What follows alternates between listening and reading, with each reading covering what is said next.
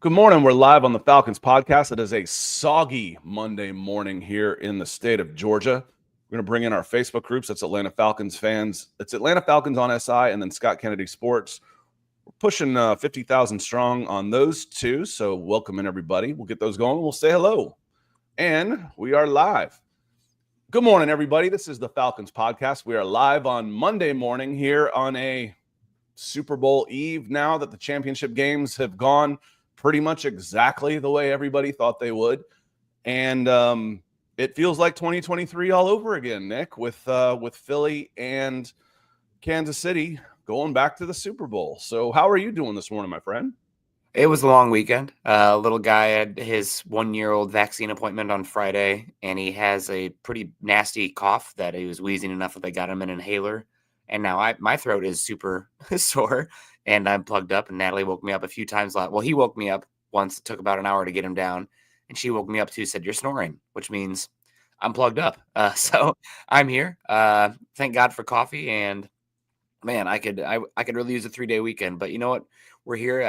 We got Senior Bowl measurements starting to trickle in too. So it's a fun time of year. I'm pretty bummed about the results yesterday as far as the games. Scott, I'll tell you, I've watched probably since 1998. I've watched every single Super Bowl. I did not watch in 2023 because I was on a beach in Hawaii somewhere. I'm like, Chiefs, Eagles, don't care. I'm going to go sit on a beach in Hawaii and enjoy myself. Wish I could choose that option again. Yeah, and somehow, I might not watch it. I just might not be on a beach. Yeah. That was my 50th birthday trip. So I'm like, it feels like I'm 50 again. So I was actually in the Dominican Republic out on the big deck patio area at a resort watching it on a movie screen with a bunch of people. But that was the one that ended on, the holding call that got an automatic first down. It was just like, and it was so funny. I put that out there. You asked me, someone in the chat asked me, what'd you think about it? I said, I felt cheated. I'm not saying it was even the wrong. It was too close a call that you usually don't see those called, at that level in that game that you play on. I felt cheated because I would have liked to have seen Philly get the ball back and then see what happens from there. It's like, I don't care who won. I'm not a Philly fan. I'm not a KC fan. I said, but KC fans should feel cheated too because, people are questioning the validity of that win. And I got so many mad Chiefs fans. I'm like, the madder you are about this, the more you're proving my point. You just won the Super Bowl. You shouldn't be mad about anything. And you are. Here you are, proving my point. But on that note, I'll root for Philly. Turns out yesterday, I really don't like Washington. I like Jaden Daniels. I like Dan Quinn, but I do not like the Commanders because I'm not a Philly fan by any stretch of the imagination. And I'm watching that game and I could feel myself pulling for the Eagles. I'm like, I really don't like Washington. So as far as the rooting interests go. So we go live every Monday and Wednesday, and we will be live. I'm heading, as soon as we get off here, I'm unplugging my computer, and I'm actually packing the whole thing up and putting it in the back of my car, and I'm going down to Mobile at 10 o'clock this morning. Senior Bowl is doing their check-ins. They hit the practice field tomorrow. We'll be there for that like I've been the last 4 years. We'll talk Senior Bowl risers or, just any kind of news and notes from the Senior Bowl on Wednesday.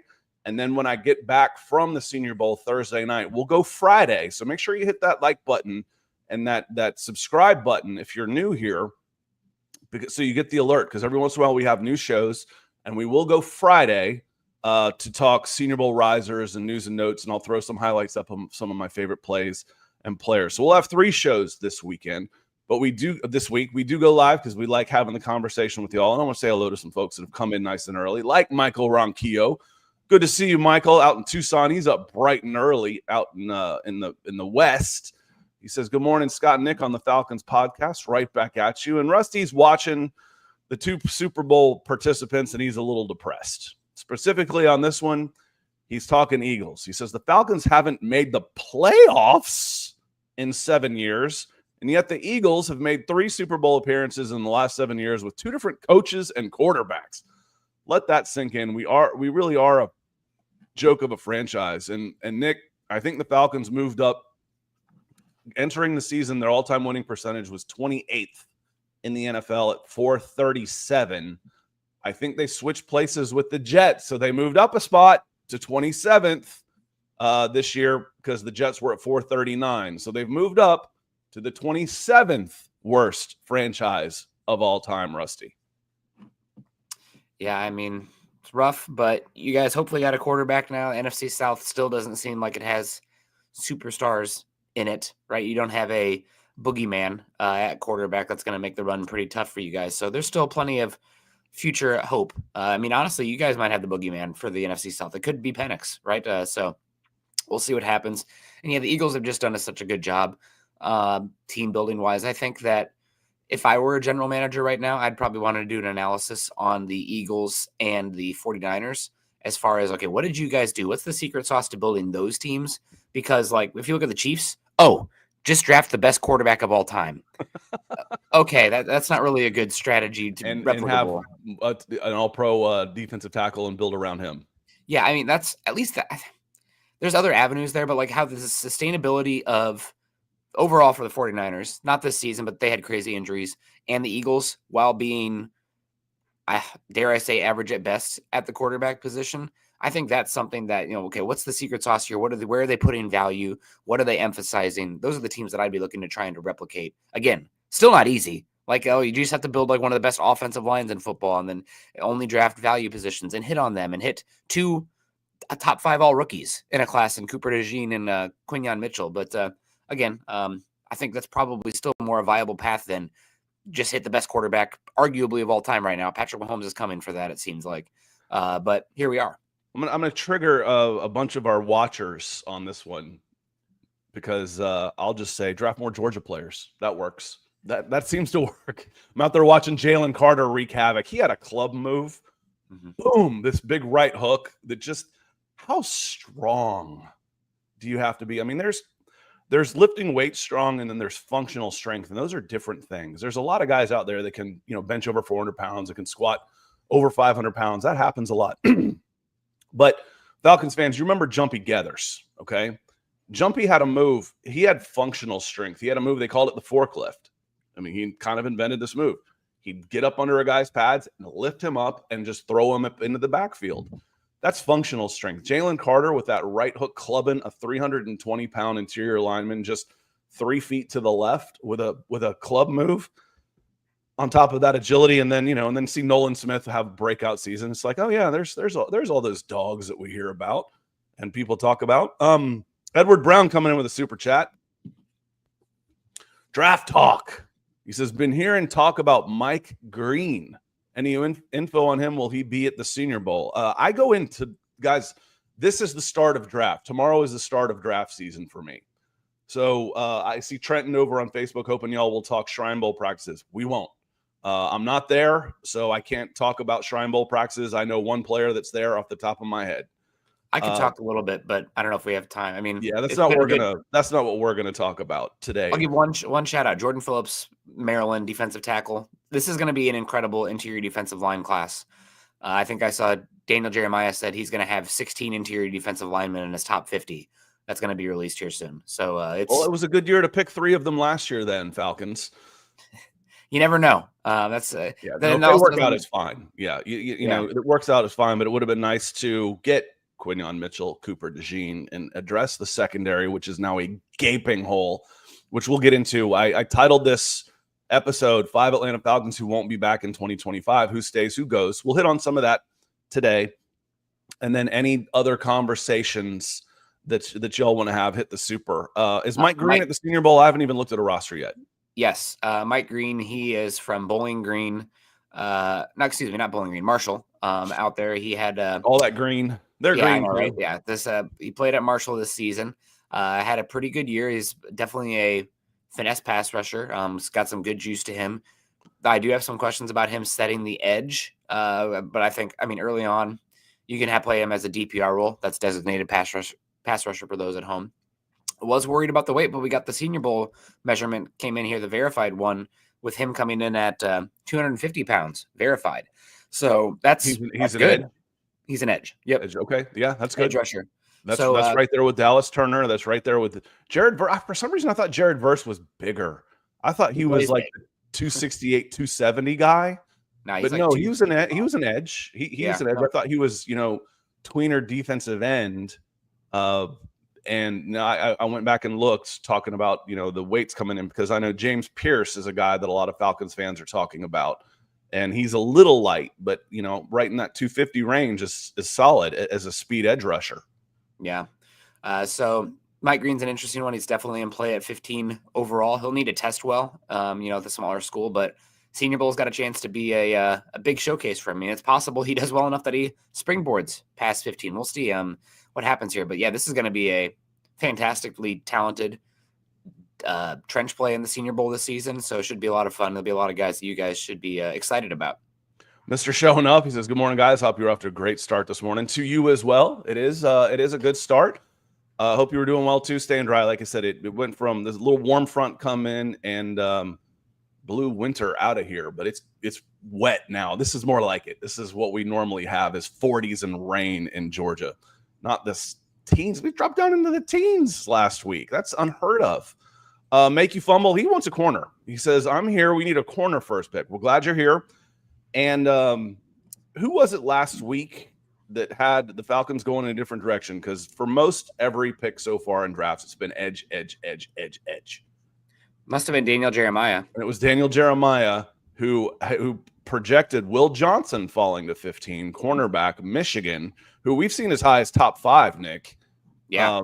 And he says, based on what he's hearing, there's some questions about his, you know, physicality, and he might fall some.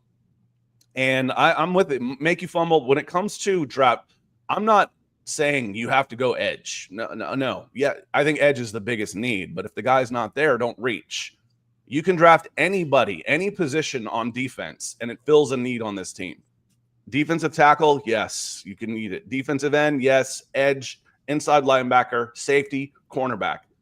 Fills a need and will play right away. It will be almost impossible to draft a defensive player that is good, like Rook, and have him not be a contributor for this team next year like they did this last year.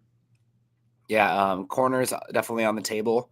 Will Johnson's been perennially mocked in the top 10, and he had a injury-plagued season this year, but his man coverage tape is phenomenal. And with Ulbrich coming in, you're gonna probably see a lot more man coverage with blitzing paired. So you definitely need another cornerback back there. You cannot leave him on an island if you're not going to have much help and have single high safety going on there. So we'll keep an eye on him. And interestingly enough, he actually had Johnson as the third cornerback.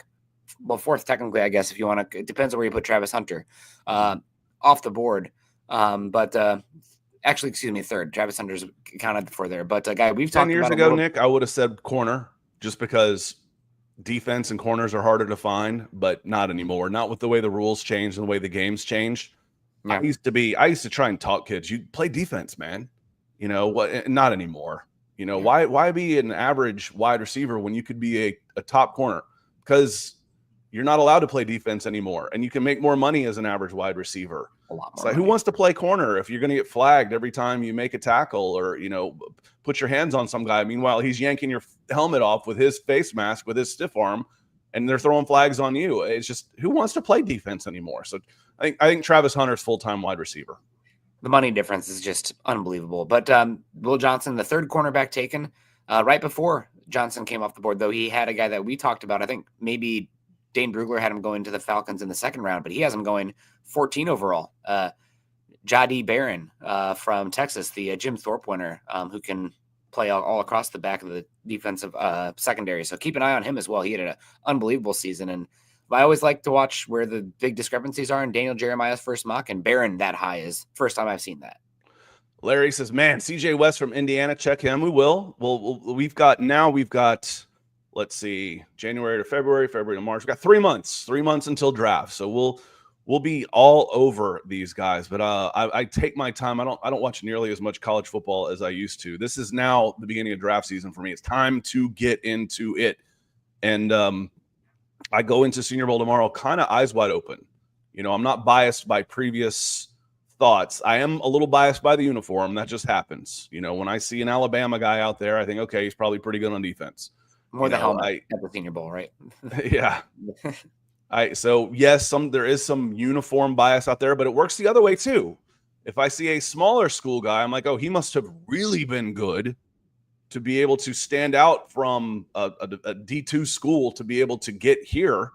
that he was invited to this. So he must really be good. So, but I go in, fairly with a clean slate of not knowing these guys. And I really, really enjoy that. Roy, good to see you. Hope you're doing okay. He says, good morning, Scott and Nick. Lion Coffee time. Speaking of Lion Coffee, it is Patrick's birthday yesterday over the weekend. So happy birthday to our coffee benefactor, Patrick Wiltsey. And coming off the corner talk, I want to hit on the title of the show, which was 5 Atlanta Falcons who won't be back in 2025. 2 of those guys are probably corners. So Mike Hughes is a free agent. I don't expect Mike Hughes to be back. If he is, I expect him to have much more competition for that second cornerback spot opposite AJ Terrell. And D. Alford in the nickel was a good story and did some good things for the Falcons, but they need an upgrade there in a big way. He had a rough season. And I know it's not – I can't excuse Justin Simmons for being put in too much space and then not do the same thing for D. Alford.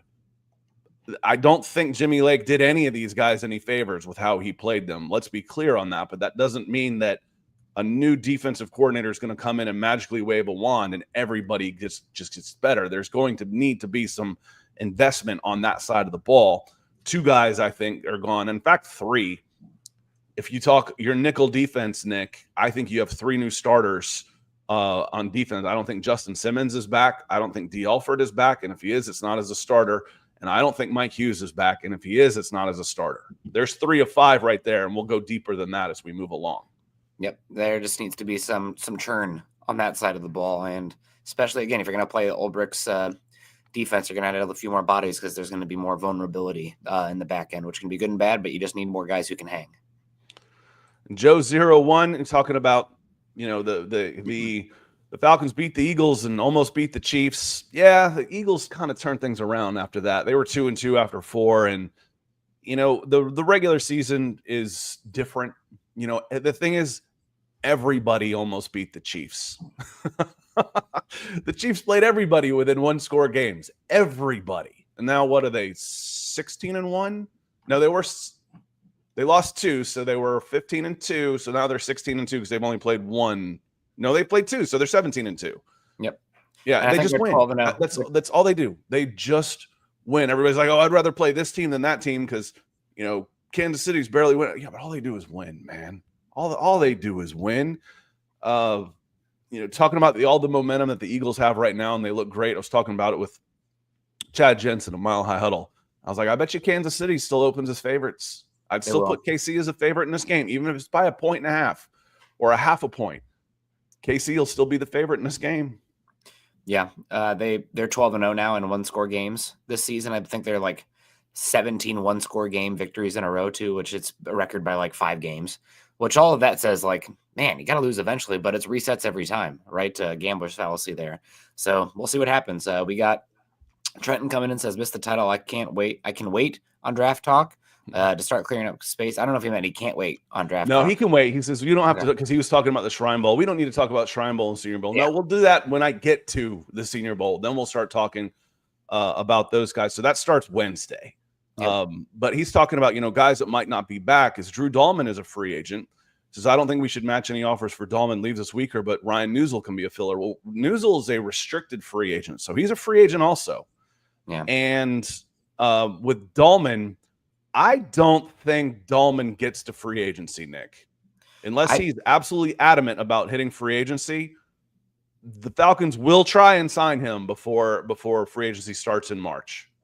I wouldn't want a rookie center to come in and snap the ball to Michael Penix, especially because he's probably going to be transitioning to more under center work if he wants to play in the Zach Robinson scheme. And also Dahlman's a good scheme fit for the wide zone. So I do think that he is a priority. We'll see. I mean, who knows what he's looking for, what the market is. I know centers.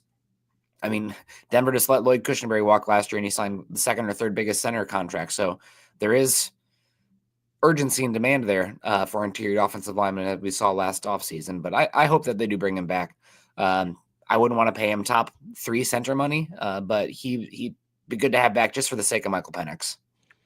Hi, Tumblr's dumb Falcons fans. Does this really matter until Arthur Blank just sells the team? Look at the common denominator. Had 2 owners and haven't won a Super Bowl. Does it matter? Yes. Can this team get better? Yeah, they can. Do I expect them to? Yes, I expect them to. They need to. the Zach Robinson, I think, showed some promise. I think we're pretty excited about seeing what Michael Penix can do in year 2. The offensive weapons are good.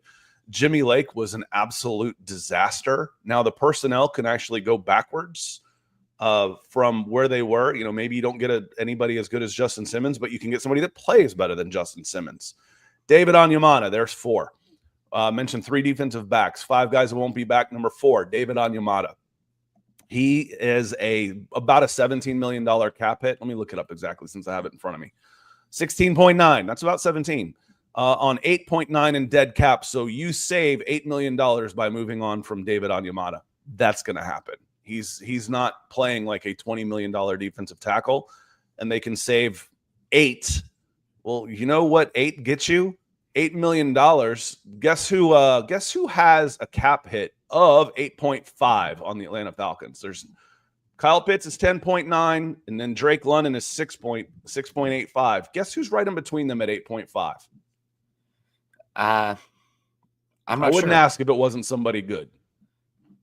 Is it Matthews? Caden Ellis. Caden Ellis. Okay. Caden Ellis. So what does $8 million get you?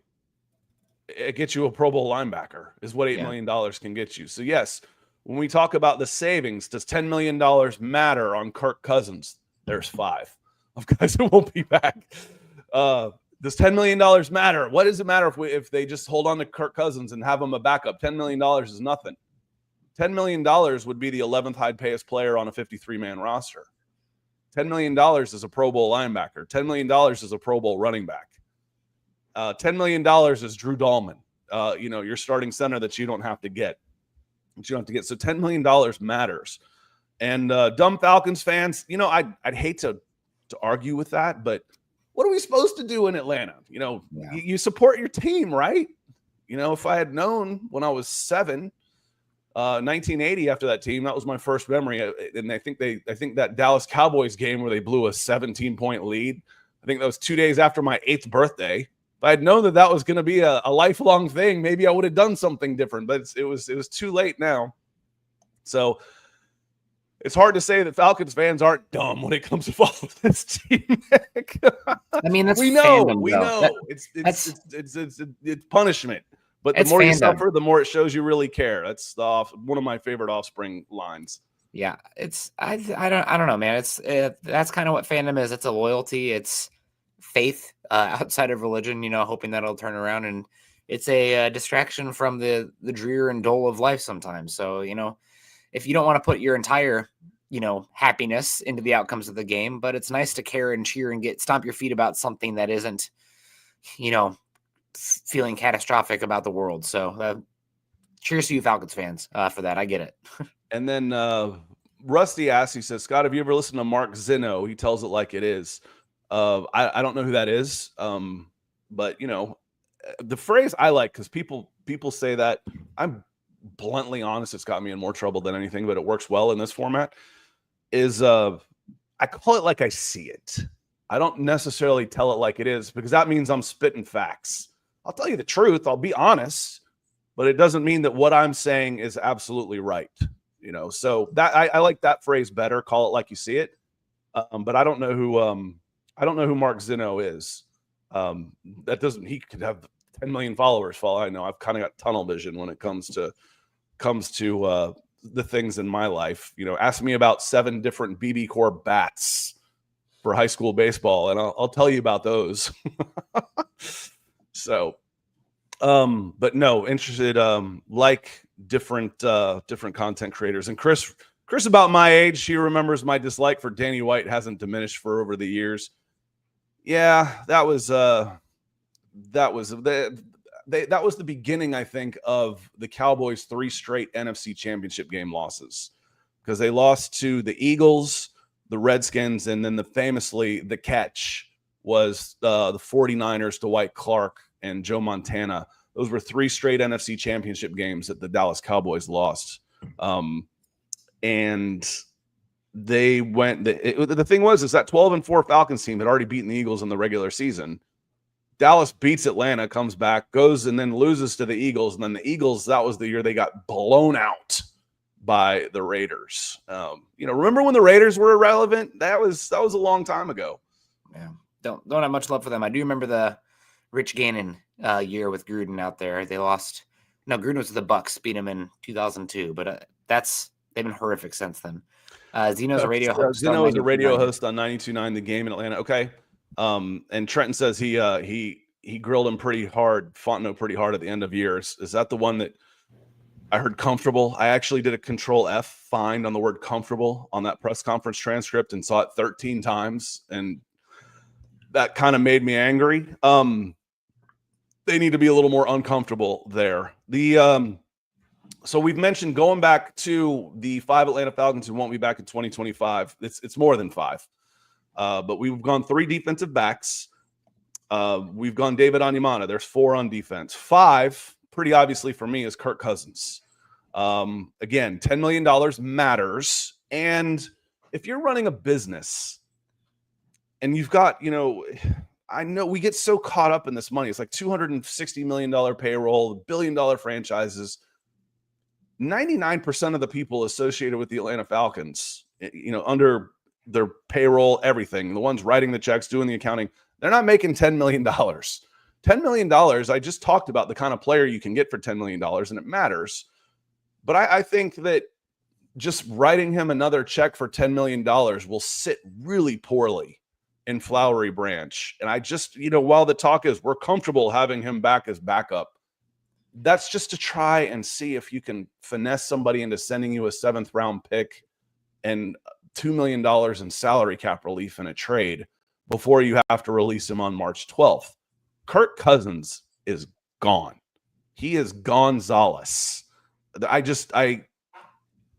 not as sure as I was about that with Russell Wilson, with the $35 million in guaranteed money that was due to hit in March of last year. Since it's only 10, I just don't see any way Kirk Cousins is back. And it was funny. Darrell Ledbetter, or Orlando D-Led, quote tweeted somebody and says, nobody's falling for this gag that Kirk Cousins is going to be back. Yeah, it just doesn't make sense for either party. He has the no trade clause as well. So I just feel like he's got leverage at the same time. It's going to end with him being released, and you'll save the money and you'll part ways, and it was a bad deal. And now nobody should feel comfortable who was involved with that decision, Scott. And I'd be in the same place, because I was like, if you can sign Cousins, I'd be about it as well. Obviously, not good in hindsight. I think you were sign Wilson and draft a quarterback, which would have been or Fields, or Jacoby Brissett, or somebody, Darnold. Yeah, so it was and draft. And someone says, there's so many people. I wish they would think. I have a problem with filter to mouth, but typing, I put a lot more thought into what I actually put out there that is permanent in writing. And, someone says, oh, you guys would have lost your minds if they drafted Sam Darnold. It was the dumbest thing I've heard. I can't believe you're even saying that. No, he would have been the backup, dumbass. If you're getting a $10 million guy like Sam Darnold, that's your veteran insurance. You start your 24-year-old rookie, moron. That would have been the plan all along. And if he competes and the rookie's not ready, well, you've got some insurance there with Sam Darnold or Justin Fields or Russell Wilson or Jacoby Brissett or any of these guys that are $6 to $8 million. And, then you have, but that's, again, hindsight on that one. It was a bad deal. I think Bleacher Report did a list of, may have been the Wall Street Journal, the worst contracts in sports ever, not just Falcons. And that the Kirk Cousins was of the 3 football ones on the list, along with obviously with Russell Wilson's extension and the one we're going to name the award after it. The worst contract in NFL history is up in Cleveland. And I think that's where Kirk Cousins ends up as well, kind of offsetting the horrible contract for Watson. They need a quarterback next season. They're obviously picking 2, so maybe things change there. But I think Stefanski has it worked with Cousins in Minnesota when he was first up there. So I think that's where Cousins ends up. Yeah, and I don't know what it goes to, but again, there's offsetting language. So whatever the Browns pay Cousins goes directly to Atlanta. So it's like, oh, I'm a free agent. I'm gonna sign a $10 million contract. No, you're not. You're gonna get the guaranteed money, which is $27.5 million on top of the $63 $53 million you've already gotten, or $53 million, to make it 90, the 90 guaranteed. Falcons will take a $40 million hit this year. They'll take a $25 million hit in 2026. But better than $35 million for a guy that would be agitating to get off the team. So there's 5. Michael, I put Grady Jarrett on the cover of this as the thumbnail. I'll get to Grady in a second. 5 guys that I think are gone for sure. The 3 defensive backs, D. Alford, Mike Hughes, Justin Simmons. Then we move to David Onyemata with the cap savings on him. He is under contract. And Kirk Cousins, for well-documented reasons of why Kirk Cousins was a failure with the Atlanta Falcons and one of the worst contracts deals in NFL history, according to some. Grady Jarrett. Now, you have gotten Grady Jarrett to a point where you are not underwater on his contract. It's taken some time. Him and Jake Matthews have been guys, are like the 2 last veterans on this team from the Dimitroff regime whose contracts were underwater, who are now no longer underwater. And what I mean by that, if I cut Kirk Cousins right now, he has a $40 million salary cap hit. He's got a $65 million dead cap hit. You're underwater. So you have to spread that out across 2. It costs you more to actually to get rid of him this year. It costs you more to get rid of him in 1 year than it would to, the salary cap change. Dead money. Boy, that was clear as hell, Scott. You're underwater on it, meaning Grady Jarrett this year on his contract has a $20.4 million cap hit. If you were to cut him outright, it's just $4 million. Okay, so there's $16 million in savings if you move on from Grady Jarrett. I don't think Grady Jarrett is just cut released for $16 million in savings. I think, Nick, they go for a slight extension again, a 1-year extension, take that money, give him $20 million in signing bonus, $20 million guaranteed across 2 years with some of that money guaranteed as salary, and it lowers his salary cap hit this year, pick up $10 million, and then he's a full year removed from the knee injury, Nick. Maybe he plays better. I mean, let's forget. I mean, we know the guy's superhuman, but he was still coming off a knee injury. He's getting older, but he was coming off a knee injury. Plays better, and then you get 1 more year, 2025, 2026, and then you're back into where moving on from Grady Jarrett doesn't give you a big cap hit in 2027. Yeah, without a doubt. I mean, again, you mentioned the numbers. You only will have 4.125 dead, but 16.25 million saved. So I can't imagine he plays on that contract.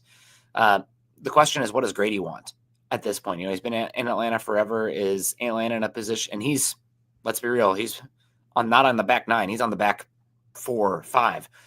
So does he want to finish out in Atlanta, be a lifer, or does he have a chance to go somewhere like Philly? Philly's going to lose Milton Williams, and he could sign a 2-year deal and just kind of, close it out on a team that's much more of a contender. So I'll be interested to see. And also with how big Grady's been for this organization, maybe if he asks, I've had a great time here, but I want to chase somewhere with a different opportunity, they might grant him that. And he won't say that publicly, y'all. We know he's going to say all the right things. I want to see this thing out. I'm excited about the young core. He'll say all the right things publicly.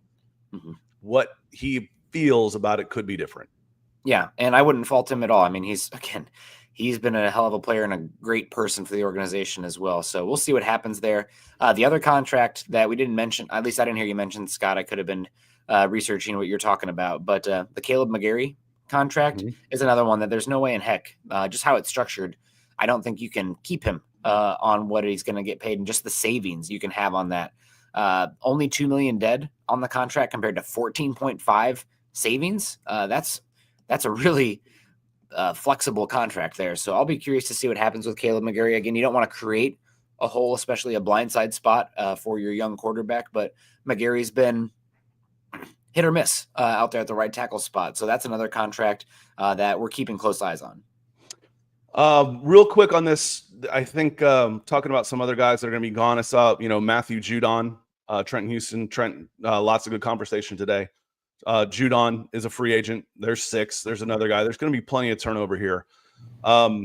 Jedi, you're going to get the brunt of this. This isn't all directed at you. So I've seen this comment too much, and you're going to get the wrath for this comment. It's not all directed at you. Signing Cousins gave the Falcons a chance to draft Penix.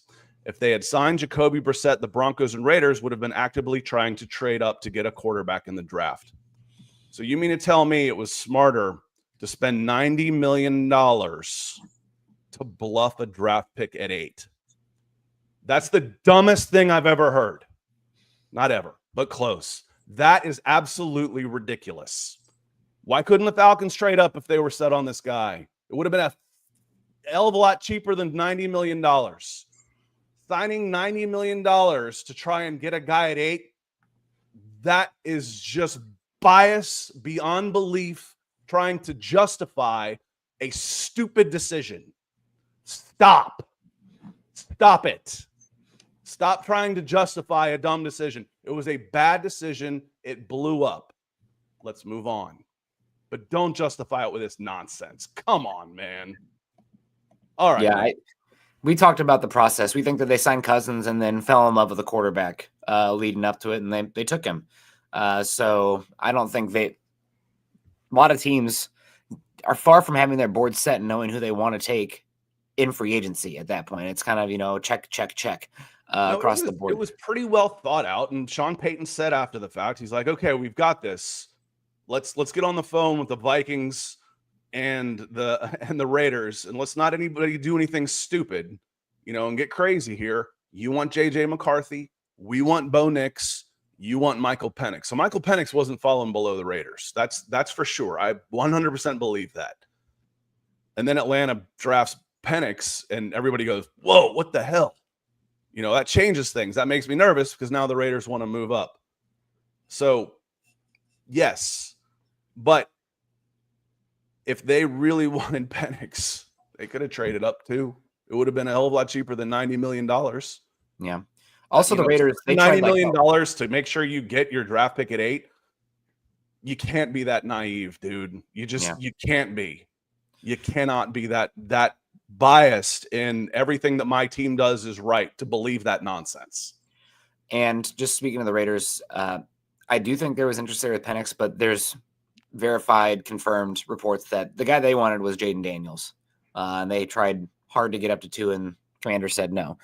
So wisely, obviously, in hindsight. Which we said all along, the 1, 2, and 3 weren't moving. 1, 2, and 3 need quarterbacks, and there's 3 quarterbacks. Yep. They were not moving. It was going to cost you an astronomical amount. But after that, you've got JJ McCarthy, Michael Penix, Bo Nix, all went in the first round. And Michael Penix, we in our mock drafts, we had gotten Bo Nix in the second round, Michael Penix in the second round. Those guys weren't falling below 12, 13. Where did Broncos were 12, Raiders were 13. Those guys weren't falling below 13.